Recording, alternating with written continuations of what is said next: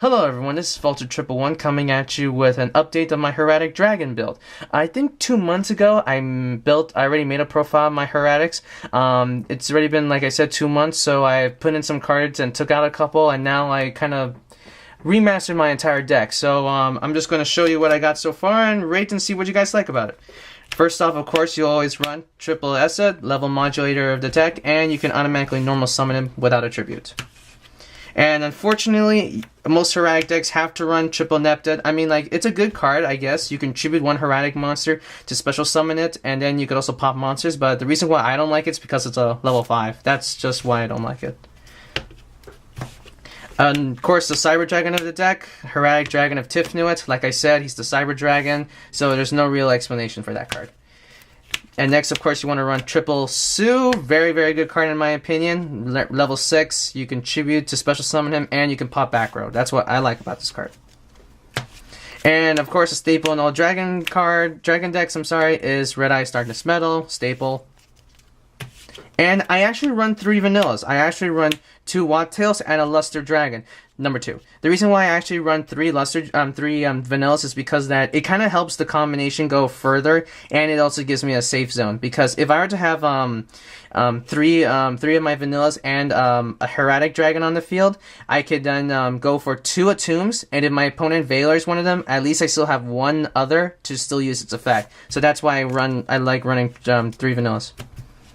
In my last profile, I put in a Galaxy Eyes Photon Dragon. I still like the card. It's very good. The thing is, though, that he's only good in the deck, not good when you draw him in hand. He's really dead when you have him in hand. And for some reason, my luck, I always draw into it. So, again, Galaxy Eyes Photon Dragon is a very good card. Reason being is that you can special summon him from the deck, and he's like your Neospatian Grand Mole.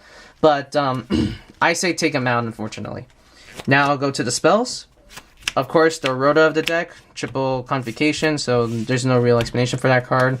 A tech choice for searching in my deck is 2 Drag Connections. Reason being is that if you were to draw into one of your vanilla monsters, which you'll really hate, you can use Drag Connection to reveal this card, add to your hand, say a Tifnuit, and then return this Dragon Normal back into your deck. So I know it's a minus, but in my opinion, it's a necessary minus to get rid of a vanilla in your hand to add a Hieratic. Staples on this deck are, of course, Monster Reborn, and of course, since her Hieratic Sphere back row like crazy, we run triple MST, not 2, triple MST, and of course, a Heavy Storm.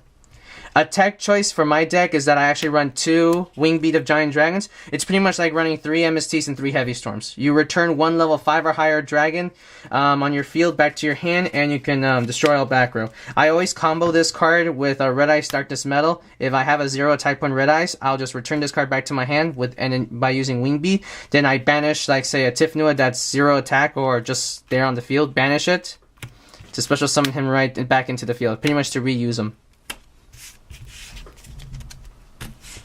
And in my deck, I actually do run cards to help with tributing in case I don't draw into my Hieratics to fuel the tribute. So in this deck, I actually run a Monster Gate. What this card does is it's a very, very good card. I don't know why Hieratics don't run this card. It's a very, very good card. What you do is you tribute up a Hieratic monster, like say Tifnuit. Say Tifnuit is the only Hieratic in your hand, and you have Monster Gate. Tribute Tifnuit. Its effect is you mill your deck until you get a monster you can summon, you can normal summon, and then special it. So for example, I mill my deck until I get a Darkness Metal. Now, Tifnuit's effect still kicks in, allowing for me to special summon a vanilla monster from my deck from anywhere. Then I can use Darkness Metal's effect, bring out Tifnuit. So you pretty much already have a tomb right there. Another tribute card I have in here is Miniguts. Now, don't diss this card. This card is really good. I won a duel. I actually won a match against a guy with using Insectors, and he maxed me, and thanks to Miniguts, I was still able to win. What Miniguts does is that I can tribute up 1 monster, definitely a Hieratic monster, and then I can target a monster on their side of the field, for example, say like a Red Eyes Darkness Metal. I can make its attack points 0, I can make this card's attack point 0, and then whenever this card is destroyed by battle and then sent to the graveyard during the same turn, my opponent takes a burn damage equal to that monster's original attack. So say if my opponent has a Darkness Metal, he's 0 attack. Attack would say, I know, like a Gaia Dragon. My opponent takes 26 and 28. So it's pretty much like your spare Gustav until we get Gustav Max. Another tribute card I have in here is actually also Share the Pain. This card is actually really good at getting rid of problematic monsters your opponent has. I'm not entirely sure of the ruling with this card, if it targets or not, but I'm pretty sure it doesn't. What this card does is that both players must tribute one monster of their choice on the field. So, of course, you'll definitely tribute up a Hieratic monster, and if your opponent has just one monster on the field, regardless of battle position, so it can't even be face down. So this card will force your opponent to tribute whatever monster they have on the field. Say your opponent has like a Raikou face down, or at least that's what you think. Share the Pain will force the opponent to get rid of that Raikou without them using the effect. So this card's pretty good. Another tech card I actually have in here is Omnigumi Combo. I will actually explain this card in depth a little later, but this card is actually really good and it helps with an OTK. This deck, I found that it's kind of hard to run trap cards. So the only staple trap I run in here is, of course, a Mirror Force staple, and another magic card, a trap card I run in here is Magic Cylinder.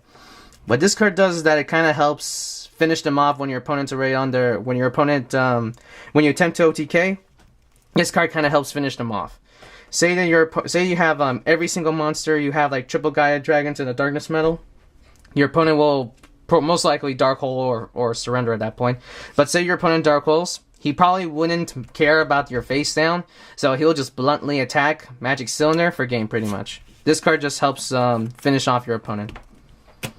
And now we'll go to the extra deck. My extra deck is pretty much staple, of course. You'll run, of course, Triple Tomb, staple, pretty much. And with Triple Tomb, you have to run the Triple Gaia Dragon. Now, I'm going to explain why I actually run Amigumi Combo with Gaia Dragon. Say you have already a Gaia Dragon on the field, and he's already equipped with a Tomb. Omnigumi Combo, what this card does is that it forces one Exceeds monster you control to detach all of its units, and now this card can now attack twice. So he's a Piercer that can attack twice. That's why I actually really like about this card.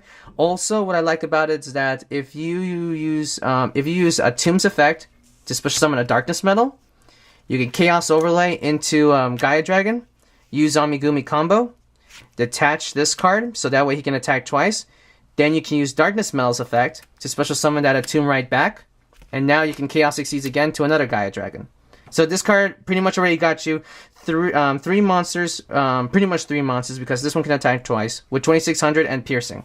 So that's why I kind of love using Amigumi Combo. And I actually run some rank 5s in here just in case I really need to. The Ninja I hardly ever use, but I definitely use Tiras whenever I need to finish my opponent off or when I have two level 5s on the field. Some other good rank 6 I have in here is Exabeetle. This card's really good for getting rid of, like, again, another problematic monster that's face up on the field. And you can still Chaos Exceeds with it. Another card I have in here is Photon Strike Bouncer. I know this card's really expensive right now, but he's got a really good effect. Negate a monster effect, and your opponent takes a burn damage, so that's why this card's really good. Again, like I said, I know he's expensive, so in case you can't go for this card, I always say go for Force Focus, because their effects are somewhat similar. This card can also negate a monster effect from a monster that's level 5 or higher, so you can pretty much chain to this card to like a Gorz or Tragodia on the field. So Tragodia's effects is negated, so he's 0/0, or Gorz's effect is special summon the token.